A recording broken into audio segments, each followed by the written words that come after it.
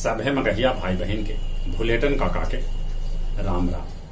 आथिन मगहिया खबर में सुनते देश दुनिया के खबर। बिहार में पंचायत चुनाव के पहला चरण ले नामांकन आज से शुरू हो जाए। इस्कॉन के संस्थापक श्री भक्ति वेदांत स्वामी प्रभुपाद के 125वीं जयंती के अवसर पर प्रधानमंत्री नरेंद्र मोदी 125 रुपया के विशेष स्मारक सिक्का जारी कैलक। लद्दाख में हिम तेंदुआ के राजकीय पशु और क्रेन के राजकीय पक्षी घोषित करल गए। इलाहाबाद हाईकोर्ट गाय के राष्ट्रीय पशु घोषित करे के दिलक है सुझाव। कहलक है गाय भारतीय संस्कृति के हिस्सा है। अपन देश में पिछलका 24 घंटा में कोरोना संक्रमित के संख्या 41,965 तक पहुंच गया। पिछलका 24 घंटा में कोरोना से 460 आदमी के मरे के भी समाचार है। देश में 66 करोड़ आदमी के दिल गए कोरोना के वैक्सीन। दिल्ली, मुंबई, बिहार के वैशाली, गुजरात भारी बारिश से हैरान परेशान है। भभुआ के पूर्व नगर पार्षद के कार्यपालक पदाधिकारी अनुभूति श्रीवास्तव के पटना स्थित फ्लैट से 1 करोड़ से बेसी के अवैध संपत्ति भेटाई।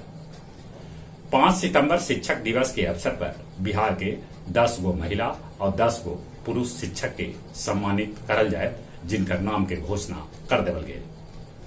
हरीश रावत पंच प्यारे वाला बयान पर मांगलन माफी। घरेलू गैस सिलेंडर के दाम 25 रुपया फिर बढ़ा देवल गए। फिरोजाबाद के बुखार से 36 लइकन समेत 41 के मौत के खबर है।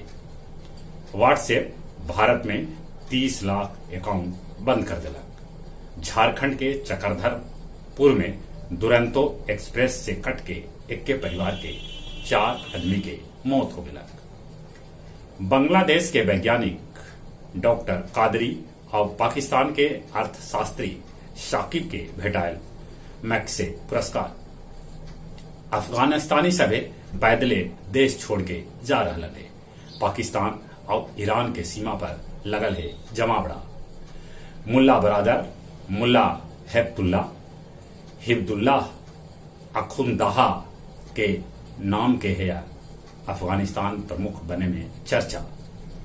मिस्र में सिकंदर के भेटायल प्राचीन मूर्ति। पेरू में एक सड़क हादसा में 29 आदमी के मौत हो गए। चीन मंगल ग्रह के समर्पित सिक्का जारी कैलक। पॉल एलिस हाथ और घुटना के बल माउंट सनाडो चोटी पर कैलन फतह। प्रोफेसर विनोद कुमार सिंह के मगध विश्वविद्यालय स्नातकोत्तरी हिंदी विभाग के अध्यक्ष बनावल गए। अनुमंडल कार्यालय में हुए जिला परिषद सदस्य ले नामांकन। महाअभियान के तहत गया जिला में 1.36 लाख आदमी के दिल गए रिकॉर्ड कोरोना वैक्सीन।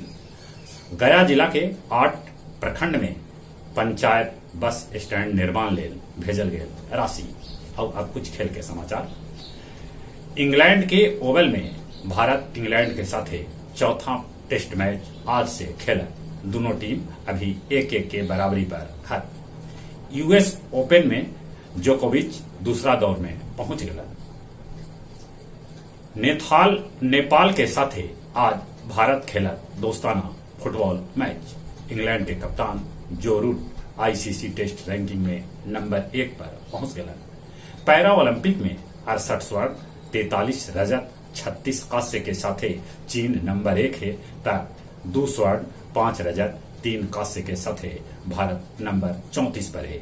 जहां तक मौसम के सवाल है, मौसम विभाग सूचना दिलक है कि सितंबर में सामान्य से बेसी वर्षा देश में हो सका है। चली अपने सभे से निहोरा कोरोना से बचे ले मुंह और नाक पर मास्क लगाते, सोशल डिस्टेंसिंग के पालन करते, दिन में 4-5 बेर निमन से हाथ धोते। और हाँ, उम्र जब 18 बच्चा से ऊपरे है तो कोरोना के वैक्सीन जरूर लेते। चली अपने सभे के एक बेर फिर से भुलेटन काका के राम राम।